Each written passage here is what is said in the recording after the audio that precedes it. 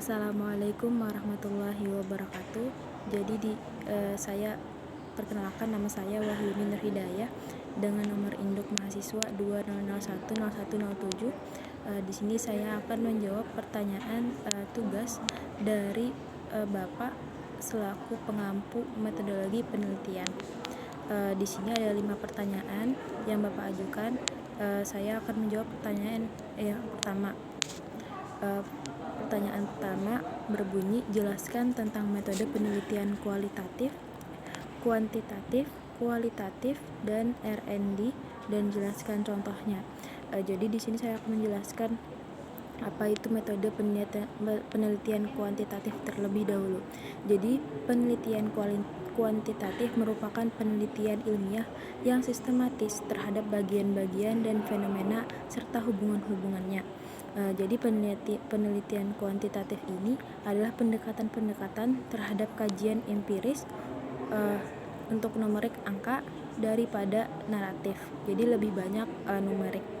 Penelitian ini biasanya dilakukan apabila hendak memperoleh hasil yang akurat karena mengandalkan perhitungan. Pada contohnya yaitu penelitian ini menggunakan pola pikir deduktif yang mana berusaha memahami suatu fenomena dengan cara menggunakan konsep-konsep yang umum untuk menjelaskan fenomena yang bersifat khusus. Lalu yang kedua ada metode penelitian kualitatif. Jadi penelitian kualitatif adalah penelitian yang digunakan untuk meneliti pada kondisi objek ilmiah, di mana penelitian merupakan instrumen kunci.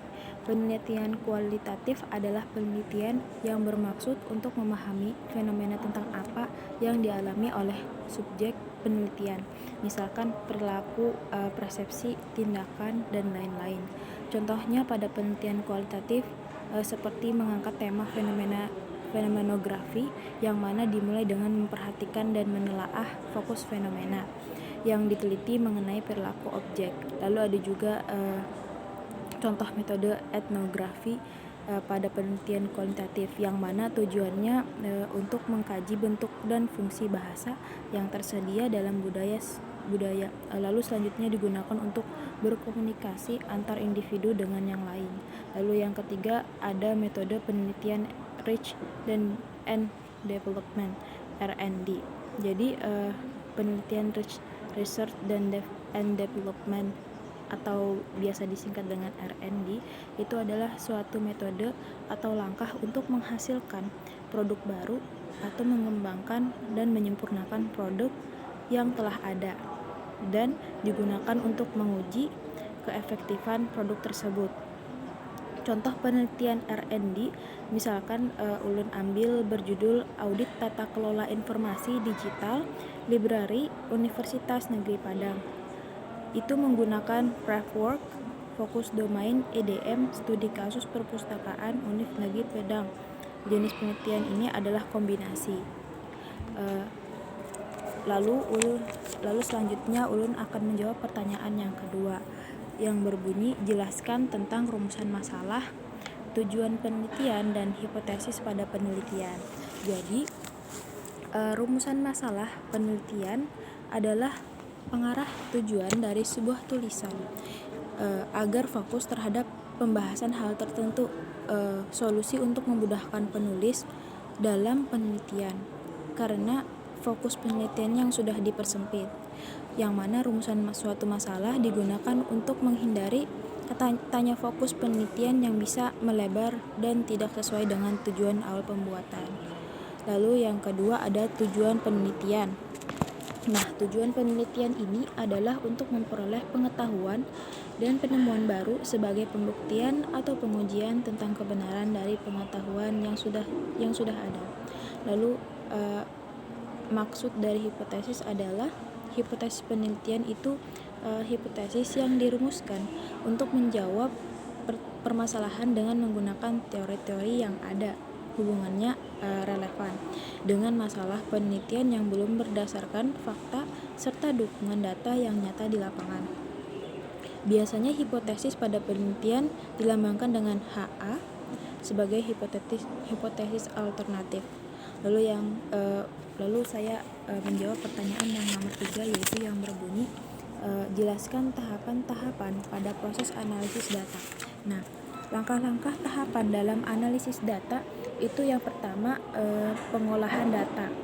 Yang mana pada tahap ini ketika data-data sudah terkumpul, ini tujuannya untuk menyeleksi dan memfokuskan data dengan permasalahan penelitian.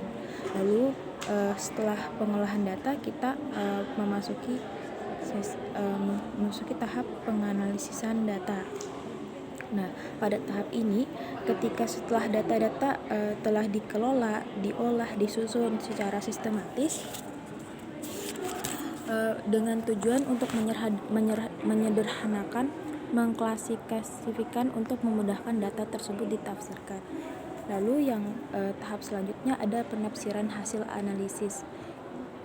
Penafsiran hasil analisis ini dilakukan untuk menafsirkan data-data yang sudah disusun, diolah dan disajikan menjadi simpulan yang bisa dipahami oleh pembaca.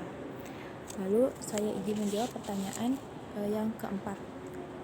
Soalnya, jelaskan beberapa penyebab proposal penelitian ditolak. Nah, ada beberapa faktor proposal bisa ditolak.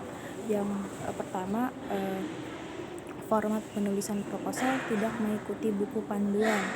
Format penulisan dalam proposal masuk dalam seleksi awal, yaitu seleksi administrasi, jadi perlu dipastikan kesesuaiannya. Lalu yang kedua ada topik di luar, jadi ada proposal itu tuh topiknya di luar dari cangkupan yang ditawarkan atau di luar jurusan, itu tidak sesuai dengan jurusan. Lalu yang ketiga, salah memilih skema penelitian. Dengan demikian tidak mengutamakan salah memilih skema penelitian.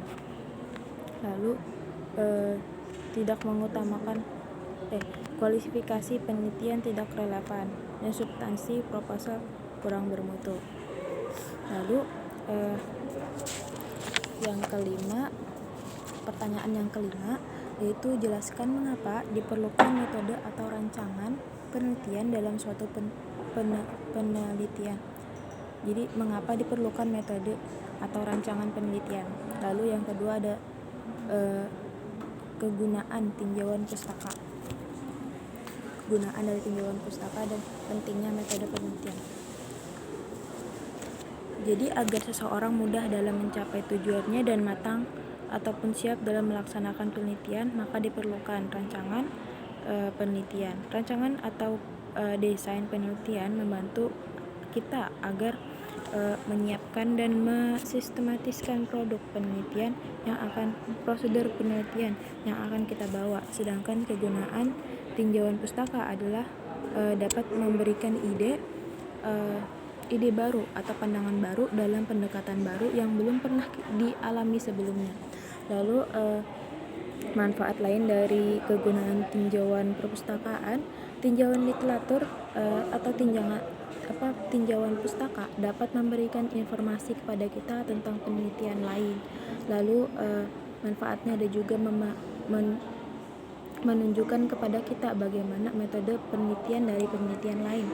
Lalu manfaat dari tinjauan pustaka juga dapat mengungkap sumber data yang mungkin sebelumnya tidak pernah kita ketahui. Mungkin itu saja yang dapat saya sampaikan. Mungkin salah hilap mohon maaf. Wassalamualaikum warahmatullahi wabarakatuh.